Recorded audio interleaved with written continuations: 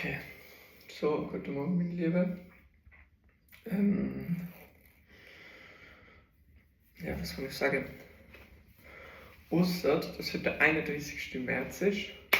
Morgen ist der 1. Februar, am Georg sein Geburtstag.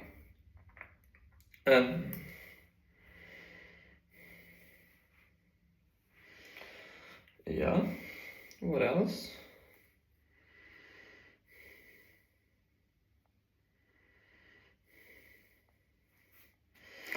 Good question.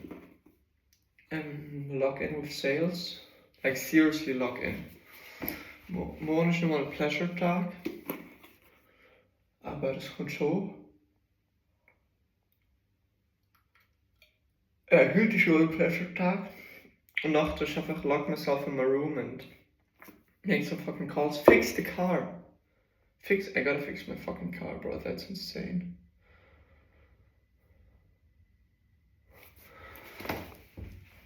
I really gotta fix my fucking car. That's quite literally insane. And then go to the office and just cold call people all day long. Improve the script and have the same script and keep calling up the boys. Keep calling them up. It's pretty much as easy as that. Yeah. So we'll continue with 1 Kings 8, the dedication of the temple. When Solomon finished making these prayers and petitions to the Lord, he stood up in front of the altar of the Lord, where he had been kneeling with his hands raised towards heaven. He stood in a loud voice, blessed the entire congregation of Israel. Praise the Lord, who has given rest to his people Israel, just as he promised. Not one word has failed of all the wonderful promises he gave through his servant Moses. May the Lord our God be with us, as he was with our ancestors. May he never leave us or abandon us. May he give us the desire to do what his will in everything, and to obey all the commands, decrees, and regulations that he gave our ancestors. And may these words that I have prayed in the presence of the Lord be before him in constantly day and night, so that the Lord our God may give justice to me and his people Israel, according to each day's needs. Then people all over the earth will know that the Lord alone is God, and there is no other. And may you be completely faithful to the Lord our God. May you always obey his decrees and commands, just as you are doing today. Then the king and all Israel with him offered sacrifices to the Lord. Solomon offered to the Lord a peace offering of 22,000 cattle and 120,000 sheep and goats. So the king and all the people of Israel dedicated the temple to the Lord. That same day the king consecrated the central area of the courtyard in front of the Lord's temple. He offered burnt offerings, grain offerings, and the fat of peace offerings there, because the bronze altar in the Lord's presence was too small to hold all the burnt offerings, grain offerings, and the fat of the peace offerings. Then Solomon and all Israel celebrated the festival of shelters in the presence of the Lord our God. A large congregation had gathered from as far as Lebo Hamath in the north and the brook of Egypt in the south. The celebration went on for 14 days in all, 7 days of the dedication of the altar and 7 days for the festival of the shelters. After the festival was over, Solomon sent the people home. They blessed the king and went to their homes joyful and glad, because the Lord had been good with his servant David and to his people Israel.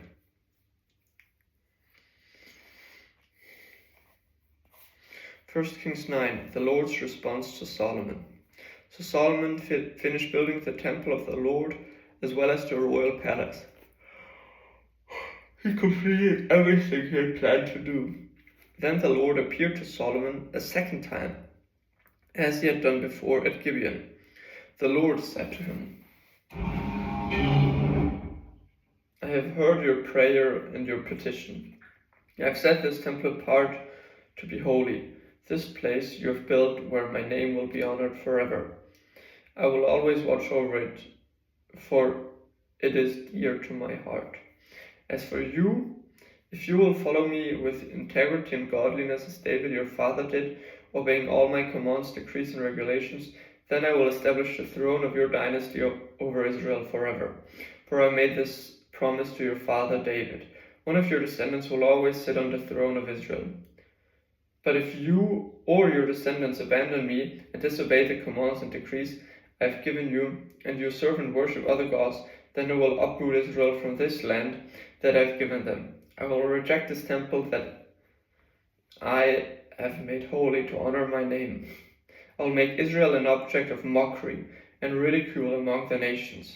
And though this temple is impressive now, all who pass will be appalled and will gasp in honor. They will ask, why did the Lord do such a terrible thing to this land and to this temple?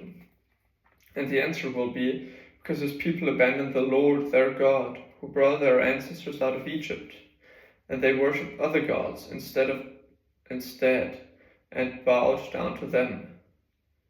That is why the Lord has brought all these disasters on them. Solomon's agreement with Hiram. It took Solomon 20 years to build the Lord's temple and his own royal palace. At the end of that time, he gave 20 towns in the land of Galilee to King Hiram of Tyre. Hiram had previously provided all the cedar and cypress timber and gold that Solomon had requested. But when Hiram came from Tyre to see the towns Solomon had given him, he was not at all pleased with them. What kind of towns are these, my brother? He asked. So Hiram called that area Kabul, which means worthless, as it is still known today. Nevertheless, Hiram paid Solomon 9,000 pounds of gold.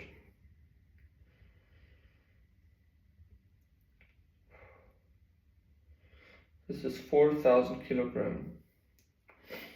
Solomon's many achievements. This is the account of forced labor that King Solomon conscripted to build the Lord's temple. The royal palace, the supporting terraces, the wall of Jerusalem, and the cities of Hazor, Megiddo, and Gezer. Pharaoh, the king of Egypt, had attacked and captured Gezer, killing the Canaanite population and burning it down. He gave the city to his daughter as a wedding gift when she married Solomon. So Solomon rebuilt the city of Gezer. He also built up the towns of Lower Beth Horon, Balath, and Tamar, in the wilderness within his land. He built towns as supply centers and constructed towns where his chariots and horses could be stationed. He built everything he desired in Jerusalem and Lebanon and throughout his entire realm. There were still some people living in the land who were not Israelites, including Ammonites, Hittites, Perizzites, Hivites, and Jebusites. These were descendants of the nations whom the people of Israel had not completely destroyed. So Solomon conscripted them as slaves, and they served as forced laborers to this day. But Solomon didn't conscript any of the Israelites for forced labor. Instead, he assigned them to serve as fighting men, government commanders of his chariots and charioteers. Solomon appointed 550 of them to supervise the people working on his various projects. Solomon moved his wife, Pharaoh's daughter, from the city of David to the new palace he had built for her. Then he constructed the supporting terraces. 3 times each year Solomon presented burnt offerings and peace offerings on the altar he had built for the Lord. He also burned incense to the Lord. And so he finished the work of building the temple. King Solomon also built a fleet of ships at Ezion-Geber, a port near Elath, in the land of Edom, along the shore of the Red Sea. Hiram sent experienced crews of sailors to sail the ships with Solomon's men. They sailed to Ophir and brought back to Solomon 16 tons of gold. 1 Kings 10. Visit of the Queen of Sheba. I remember the story. When the Queen of Sheba heard of Solomon's fame, she brought honor to the name of the Lord. She came to test him with hard questions.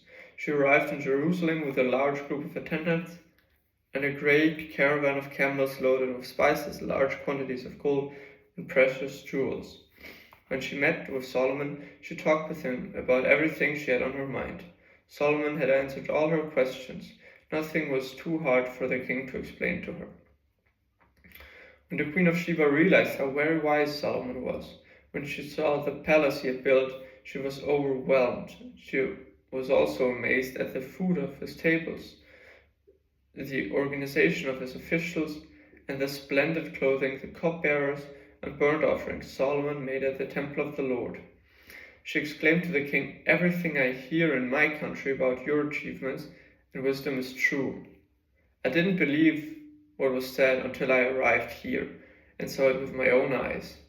In fact, I had not heard the half of it. Your wisdom and prosperity are far beyond what I was told. How happy your people must be. What a privilege for your officials to stand here day after day listening to your wisdom. Praise the Lord your God, who delights in you and has placed you on the throne of Israel. Because of the Lord's eternal love for Israel, he has made you king so that he can rule with justice and righteousness." Then she gave the king a gift of 9,000 pounds of gold.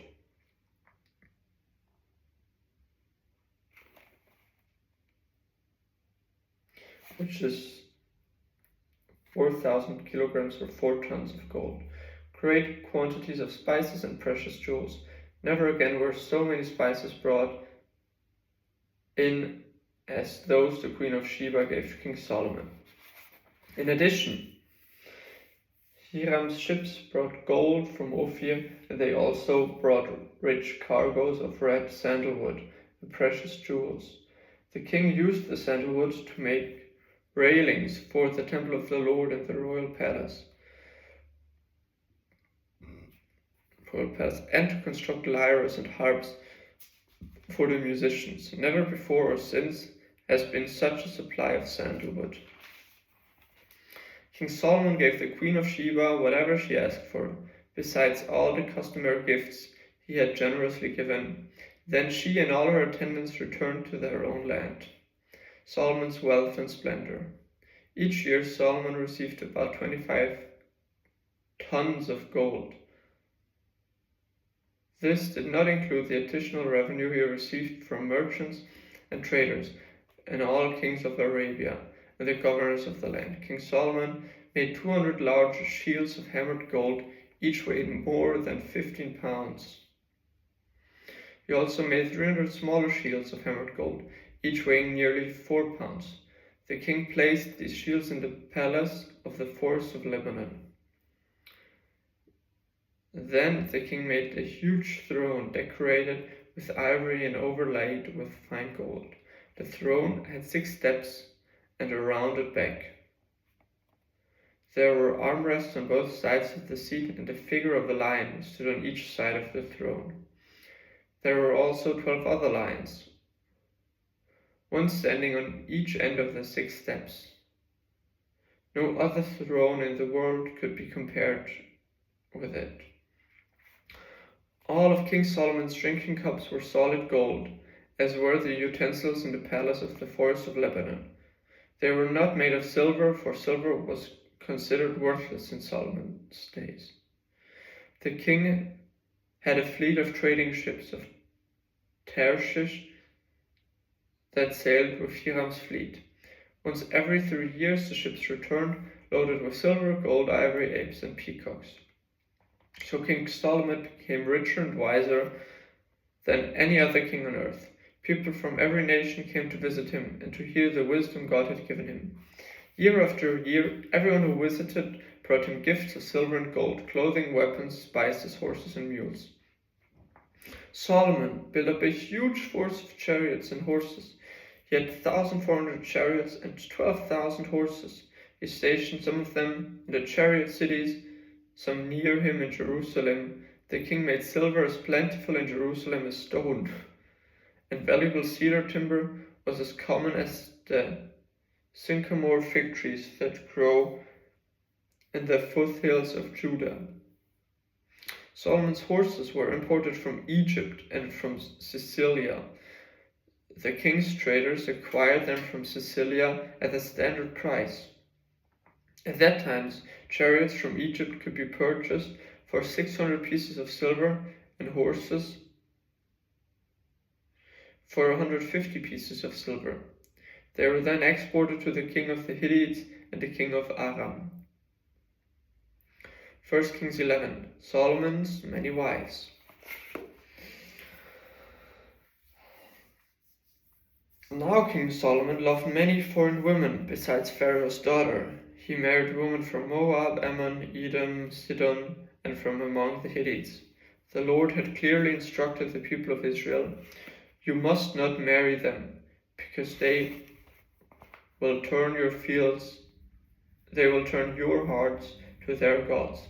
Yet Solomon insisted on loving them anyways. He had 700 wives of royal birth and 300 concubines, and in fact they didn't turn his heart away from the Lord. In Solomon's old age, they turned his heart to worship other gods instead of being completely faithful to the Lord of God.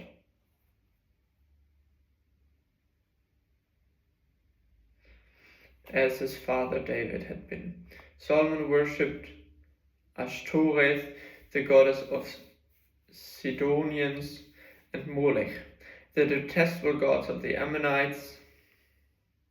In this way, Solomon did what was evil in the Lord's sight. He refused to follow the Lord completely, as his father David had done.